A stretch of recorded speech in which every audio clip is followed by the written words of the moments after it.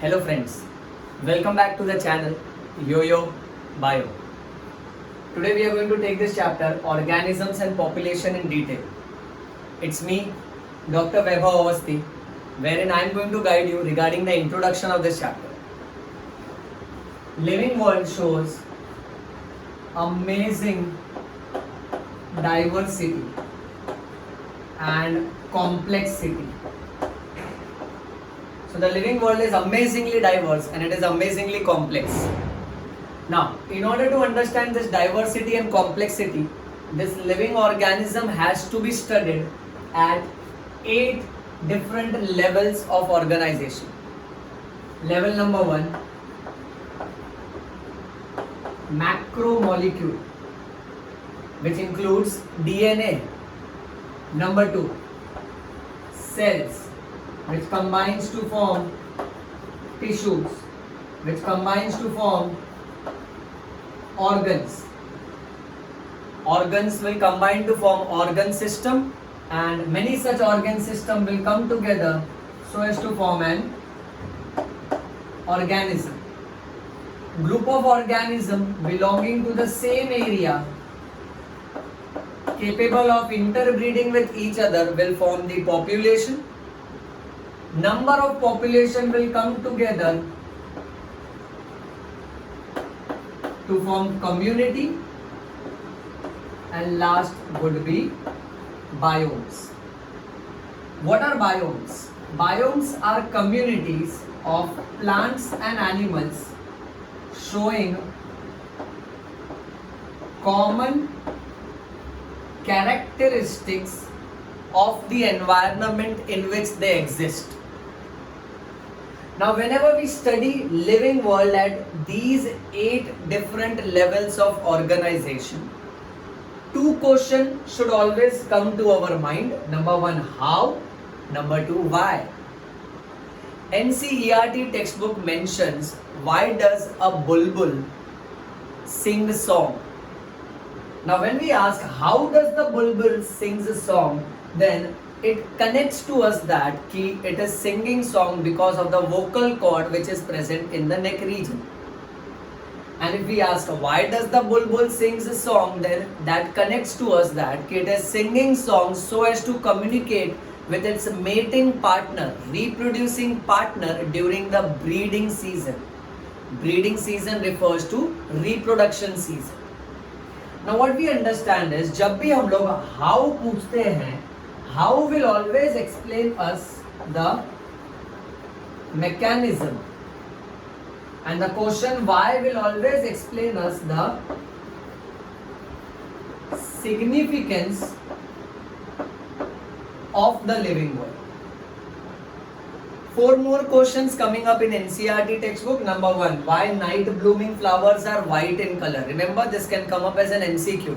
Night blooming flowers are dash in color, they are white in color.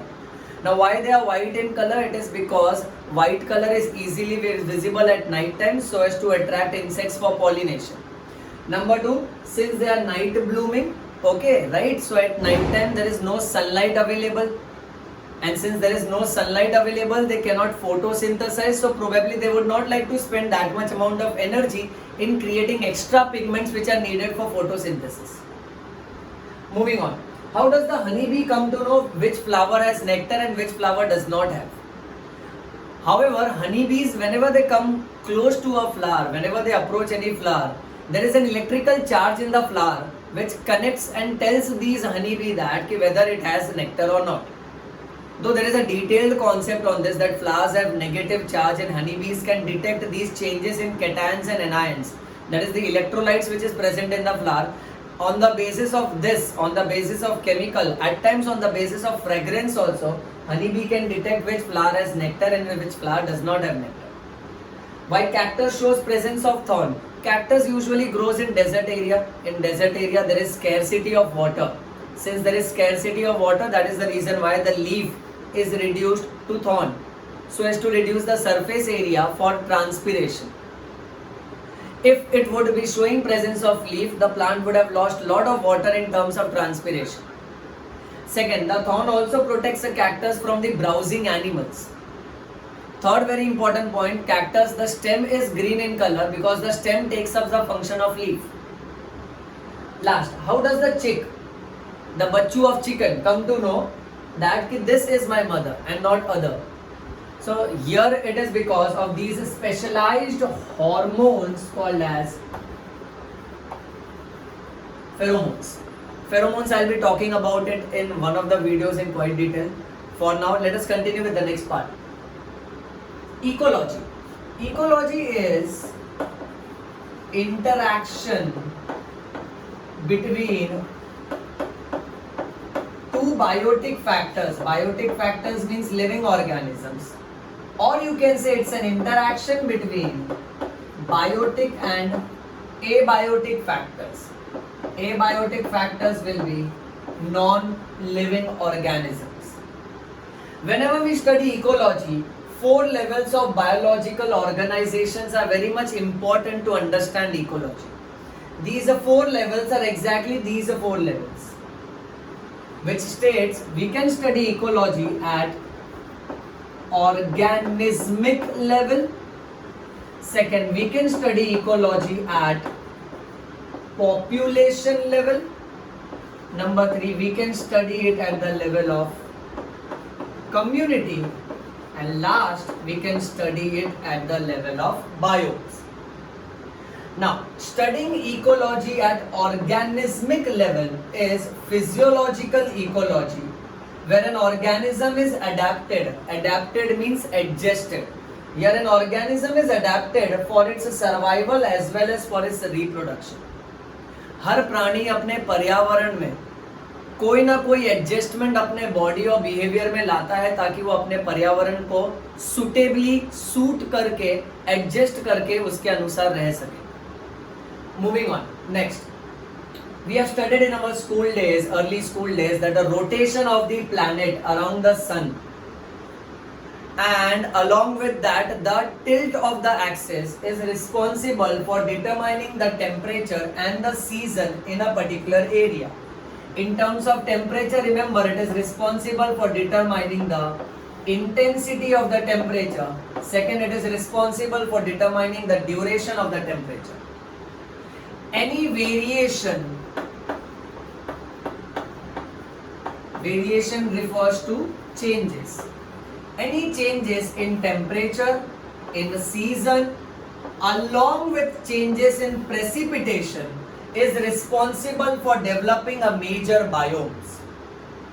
Precipitation, remember MCQ, precipitation refers to both snow as well as rain. So rainfall and snowfall both put together refers to precipitation. So अगर किसी भी तरह का temperature में बदलाव होगा या फिर सीजन में बदलाव होगा, उसके साथ साथ प्रेसिपिटेशन में बदलाव हो रहा है, तब जाके मेजर बायोम्स बनते हैं. एनसीईआरटी टेक्स्ट बुक के हिसाब से 4 बायोम्स हमको याद रखना है. The first biome is rain, second biome is forest, third biome is desert, and the last biome is tundra. Now, इन चारों बायोम्स में जो रीजनल और जो लोकल बदलाव आता है, जो रीजनल और लोकल वेरिएशंस आते हैं, these variations are responsible for developing habitat. Now, whenever we say habitat, habitat refers to surrounding area. It's a dwelling place. It's a place where an organism lives. So ये regional और local बदलाव के हिसाब से habitat develop होता है. Habitat के example याद रखना एनसीईआरटी के हिसाब से. Number 1, first habitat is scorching Rajasthan desert, यानी राजस्थान के डेजर्ट में बहुत ही कड़ी धूप है, that is scorching. Second, rain soaked Meghalaya forest. Third is permafrost. Permafrost means snow laden polar region, यानी वो बर्फीला एरिया जो बर्फ से पूरी तरह से ढका हुआ है. Remember that's called as permafrost. And last is mountains, thermal springs and compost pits. Along with that, remember trenches in the ocean as well as torrential storms. These are the different examples of habitat that you have to remember as per NCERT textbook. One more extra example that you have to remember is our intestines are also habitat to hundreds of different microorganisms. यानी हमारे intestine के अंदर भी बहुत सारे micro organisms रहते हैं. So well students, that's the introduction of this chapter, organisms and population. I hope you have understood this introduction. I'll follow the next paragraph given in the textbook in my upcoming video.